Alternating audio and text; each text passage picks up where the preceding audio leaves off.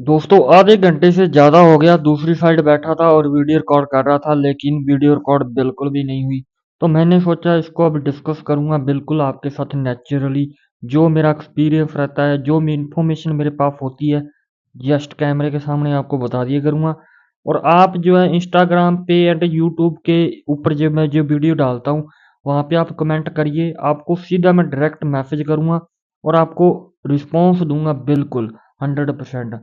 और आज की जो वीडियो रहने वाली है ना, वो खास रहने वाली है। जो स्टूडेंट ने कमेंट किया था कुछ ने कि प्राइवेट एंड पब्लिक के बारे में हमें बताइए, जो यूनिवर्सिटीज़ रहती हैं जर्मन के अंदर कौन सी बेस्ट है और कौन सी बेस्ट नहीं है, किस में आना चाहिए, किस में आना मतलब हमारे लिए अच्छा रहेगा और किस में नहीं आना अच्छा नहीं रहेगा, करियर के लिए, फाइनेंशियल के लिहाज से, एजुकेशन के लिहाज से। तो इन सभी के लिहाज से कौन सी हमारे लिए बेस्ट रहती है, जो मिडिल क्लास स्टूडेंट हैं या फिर जिनको ये लगता है कि हम फाइनेंशियली थोड़े से अनस्टेबल हैं, ठीक है, उनके लिए ये वीडियो खास रहने वाली है। और उससे भी ज़्यादा जो खास चीज़ है, जो मैं आपको स्पेशल बताऊंगा, ये जो आप बुक देख रहे हैं, ये जर्मन लैंग्वेज बुक A2 की, और ये जो पीछे पड़ी है ये A1 की। तो जर्मन लैंग्वेज इंडिया में सीखनी चाहिए या जर्मनी में, कहाँ पे सस्ती पड़ती है और कहाँ पे अच्छा रहेगा सीखना, क्योंकि एक्सपीरियंस बताऊंगा, क्योंकि जर्मनी में time management is big problem, ठीक है। लेकिन उससे पहले जो अपना मेन टॉपिक है ना, उसको डिस्कस करते हैं, वो है पब्लिक वर्सेस प्राइवेट। तो चलिए शुरू करते हैं। जर्मनी आज के टाइम में हाईलाइट हो चुकी है कंट्री फुल। स्टूडेंट जो है हर आना चाहता है हाई जर्मनी, हाई जर्मनी। यहाँ पे जो ट्यूशन फीस है ना, वो बिल्कुल जीरो है। जस्ट एक स्मॉल कंट्रीब्यूशन रहता है, जो कि 200 यूरो से लेके 400 यूरो के बीच बीच रहता है। हालांकि कुछ यूनिवर्सिटीज़ की फीस है, जैसे कि यूनिवर्सिटी ऑफ होयनहामन, 1500 यूरो पर सेमेस्टर। जो मेरा कोर्स है ना एग्रीकल्चर का मास्टर्स का, तो उसकी भी 1500 यूरो फीस रहती है। लेकिन most of the university provide free education in Germany.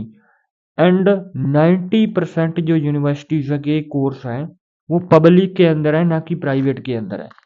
तो ट्यूशन के लिहाज से और प्रोग्राम के लिहाज से पब्लिक यूनिवर्सिटीज़ जो है वो बेस्ट है।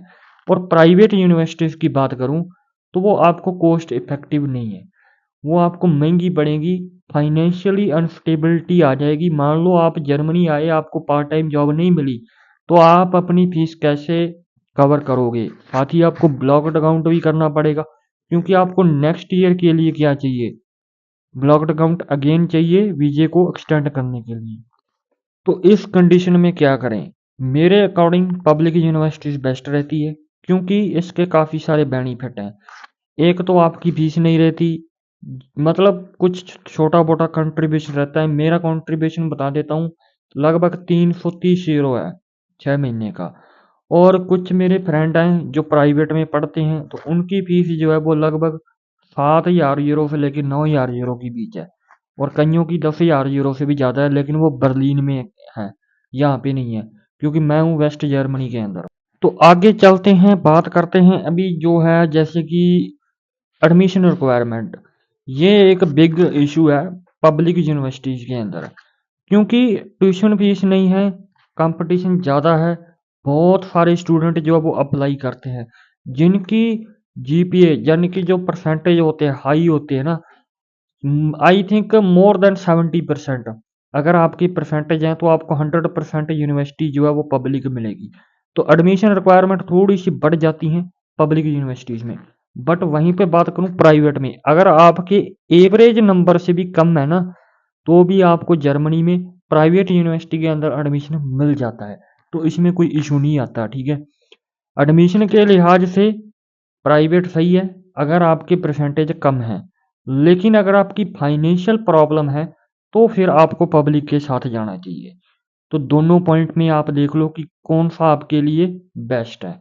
अगर परसेंट कम है तो प्राइवेट, अगर आपके फाइनेंशियल अनस्टेबिलिटी है तो पब्लिक, ठीक है। फिर आगे बढ़ते हुए बात करता हूँ डेडलाइन।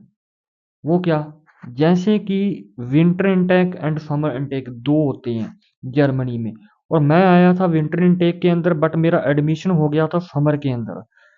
समर इनटेक की जो यूनिवर्सिटी है एग्रीकल्चर की, वहाँ पे एडमिशन हुआ था जनवरी के अंदर। उसके बाद क्या है, वहाँ पे मेरा एपीएस सर्टिफिकेट नहीं था, तो मेरा एडमिशन आगे मूव हो गया। मैंने यूनिवर्सिटी भी चेंज कर दी और नया एडमिशन लेटर ले लिया। अब जो समर इनटेक है उसकी जो डेडलाइन है ना, वो होती है 15 जनवरी। 15 जनवरी से पहले पहले आपको फाइल जो है, वो आपके जो डॉक्यूमेंट रहते हैं उनको आपको अपलोड करना है, सबमिट करना है। अगर आप एडवांस में पहले कर देते हो तो आपको ज़्यादा बेनिफिट मिलता है, क्योंकि आपका एप्लीकेशन रिव्यू हो जाता है या वैल्यूएशन जल्दी हो जाती है, ठीक है। और अगर विंटर की बात करूं तो वहां पे जुलाई 15 वो लास्ट रहती है। अब स्टूडेंट के माइंड में कुछ में ये डाउट है कि समर विंटर का क्या सिस्टम है। ये था डॉक्यूमेंट जमा करने की डेट लास्ट, बस इससे आगे पीछे कुछ नहीं है। और ये दोनों की है, पब्लिक एंड प्राइवेट की। हालांकि कुछ प्राइवेट यूनिवर्सिटीज हैं जिनकी इससे भी आगे बढ़ जाती है, बट वो प्राइवेट है इसीलिए फ्लेक्सिबल होती है, ठीक है। पब्लिक इतनी फ्लेक्सिबल नहीं होती, उनकी एक डेडलाइन है तो है। अगर उन्होंने कह दिया कि 15 मार्च है तो 15 मार्च ही है, 16 मार्च नहीं है, ठीक है। ये एक कॉमन डेडलाइन है 15 जुलाई विंटर के लिए, और समर के लिए मैंने दोबारा रिपीट कर देता हूँ, ठीक है, अपनी 15 जनवरी। फिर बात करता हूँ ये स्टार्ट कब होता है। जो समर इनटेक है वो स्टार्ट होता है वैसे अप्रैल में। आप जर्मनी अप्रैल में आ जाते हो लगभग, ठीक है, मार्च अप्रैल में। और जो विंटर है वो सितंबर अक्टूबर में शुरू होता है, तो स्टूडेंट मोस्टली सितंबर अक्टूबर में यहाँ पे पहुंच जाते हैं। तो ये है डेडलाइन। इसके बाद का जो पॉइंट है, नंबर ऑफ प्रोग्राम।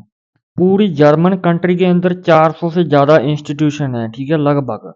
और इनमें से जो 90% जो प्रोग्राम है वो पब्लिक यूनिवर्सिटी से बिलोंग करते हैं। तो आप खुद अंदाजा लगा लीजिए, पब्लिक यूनिवर्सिटी के अंदर ज़्यादा प्रोग्राम है। जो मेरे वाली यूनिवर्सिटी है, यूनिवर्सिटी ऑफ बॉन, तो वहाँ पे जो नंबर ऑफ प्रोग्राम है ना, वो बहुत ज़्यादा है। और काफ़ी ज़्यादा आपको अलग अलग टाइप के कोर्स देखने को मिलेंगे। तो यहाँ पे भी पब्लिक यूनिवर्सिटी जो है वो टॉप कर रही हैं फाइनेंशियल के मामले में, नंबर ऑफ प्रोग्राम के मामले में। But competition is tough, admission requirement are higher. ये चीज़ आपको ध्यान में रखनी है। फिर जो लास्ट पॉइंट रहता है वो है टीचर स्टूडेंट रेशियो कह लो, या फिर कौन सी यूनिवर्सिटीज बेस्ट रहती हैं। इसमें क्या है, जो पब्लिक यूनिवर्सिटी है यहाँ पे नंबर ऑफ स्टूडेंट बहुत ज़्यादा रहते हैं, और उसी टाइम पे कुछ यूनिवर्सिटीज में जो प्रोफेसर कह लो या टीचर कह लो या लेक्चरार कह लो, वो भी ज़्यादा ही होते हैं। लेकिन कुछ प्रोग्राम रहते हैं वहाँ पे टीचर एंड लेक्चरार जो है वो कम रहते हैं, लेकिन यहाँ पे स्टूडेंट की नंबरिंग बहुत ज़्यादा रहती है। क्लासरूम जो है वो काफ़ी ज़्यादा बड़े रहते हैं। अब कौन सी यूनिवर्सिटी स्ट्रिक्ट है, देखिए, पब्लिक है, सिंपल सी बात है, आपको कंटिन्यू स्टडी करनी पड़ेगी, क्लासेस ज्वाइन करनी पड़ेगी। और ज़्यादातर प्रोग्राम जो रहते हैं ना वो रिसर्च के रहते हैं, ठीक है। तो यहाँ पे आपको कंटिन्यू जाना पड़ता है, अपनी स्टडी की जो है वो केयर करनी पड़ती है। ऐसे नहीं भी हाँ ठीक है हो रहा है, स्टडी चल रही है, ऐसा नहीं रहता। अटेंडेंस वगैरह भी होती है पब्लिक के अंदर। तो प्राइवेट भी एक अपनी जगह बेस्ट है, और पब्लिक भी। आपको मैंने 4-5 पॉइंट बताए, ठीक है, इनको मैंने डिस्कस किया है। ये वीडियो है कि जस्ट डिस्कस टॉकिंग। अगर फिर भी आपके अंदर डाउट हो, कोई मतलब जो मैंने ना बताया हो, ठीक है, वो आप कमेंट कर सकते हैं। इंस्टाग्राम पे भी आप मेरे को फॉलो कर सकते हैं, वहाँ पे आप डीएम कर सकते हैं मेरे को। लेकिन जो लास्ट में पॉइंट रहता है कि कौन सी बेस्ट है, करियर पर्सपेक्टिव क्या है। देखिए, बेस्ट में तो ये है कि दोनों ही बढ़िया है, बट अगर आप फाइनेंशियली अनस्टेबल हैं और आपके अच्छे मार्क्स हैं तो आपको पब्लिक में ही आना चाहिए, क्योंकि यहाँ पे आपको अच्छी एक लाइफ मिलेगी, आपका स्टूडेंट डॉर्म मिलेगा, रेंट भी कम रहेगा, और ब्लॉक्ड अकाउंट भी आपका बचेगा। साथ ही अगर आपकी जॉब लग जाती है टाइल वाइट या मिनी जॉब, तो आपकी अच्छी अर्निंग होती रहेगी, खर्चे जो अब कवर अप होते रहेंगे। अगर आप प्राइवेट में जाते हैं, अब परसेंटेज कम है तो भी आपके लिए बेस्ट है, क्योंकि आप भी एक अच्छी लाइफ देख सकोगे, अब्रोड लाइफ, अलग अलग तरीके के लोगों से मिलोगे, नया कल्चर, नई लैंग्वेज सीखोगे। ये दोनों ही सीखेंगे, ये बात नहीं है कि एक को फायदा होगा दूसरे को नहीं, ऐसी बात नहीं है। अब करियर की बात कर लेता हूँ कि एक बंदे ने प्राइवेट से कर रखी है, एक ने पब्लिक से कर रखी है अपनी ग्रेजुएशन। एम्प्लॉयर को कोई फर्क नहीं पड़ता, कंपनी को फर्क पड़ता है यहाँ पे जर्मन लैंग्वेज। अब आता हूं मैं, अगर जर्मनी आ रहे हो, जर्मन लैंग्वेज आती है, चाहे प्राइवेट यूनिवर्सिटी से स्टडी की है चाहे पब्लिक से की है, वो नहीं देखेगा। अगर लैंग्वेज आती है ना आपको, तो आपको काम मिलेगा ही मिलेगा। आपको अच्छा करियर सेट करने में कोई प्रॉब्लम नहीं आएगी, वरना प्रॉब्लम आएगी। 90% है पब्लिक से कर रखी है, लैंग्वेज आती नहीं, तो कुछ नहीं भाई, कुछ नहीं मिलेगा विदाउट जर्मन लैंग्वेज। ये एक बैरियर है। तो एट दी एंड एक पॉइंट और रह गया, जो मैंने पहले पहले बताया था कि जर्मन जो लैंग्वेज है वो इंडिया में ही सीखनी चाहिए या जर्मनी में। यहाँ पे मैंने इंटेंसिव कोर्स की कॉस्ट पूछी थी 800 यूरो A1, 1000 यूरो A2, और सिर्फ 1 महीने का। तो 1 महीने में क्या सीखोगे? 10-12 क्लास लेंगे, उन्होंने 800 यूरो ले लेनी है, ठीक है। 1.5-2 महीने का कोर्स देंगे, चलो मेरा भाई खत्म। इंडिया में 15,000 का अगर कोर्स पड़ रहा है या 20,000 का, तो यहाँ पे आपको 200 यूरो मान लो, तो आपको इंडिया में सस्ता पड़ेगा, यहाँ पे महंगा पड़ेगा। लेकिन यहाँ पे आपको जर्मन बंदे सिखाएंगे, तो इसका भी फर्क पड़ेगा। तो अगर आप फाइनेंशियल सिचुएशन से देखोगे तो इंडिया में सस्ता पड़ेगा, और इनिशियल लेवल वहीं से सीख के आते हो तो वीज़ा भी आसानी से मिल जाएगा। आजकल आपको पता है कि वीज़ा इशू काफ़ी चल रहे हैं, लैंग्वेज मांग रहे हैं, हाँ, तो वो मैंडेटरी कर रखी है। तो इससे अच्छा है कि आप वहीं से सीख के आओ।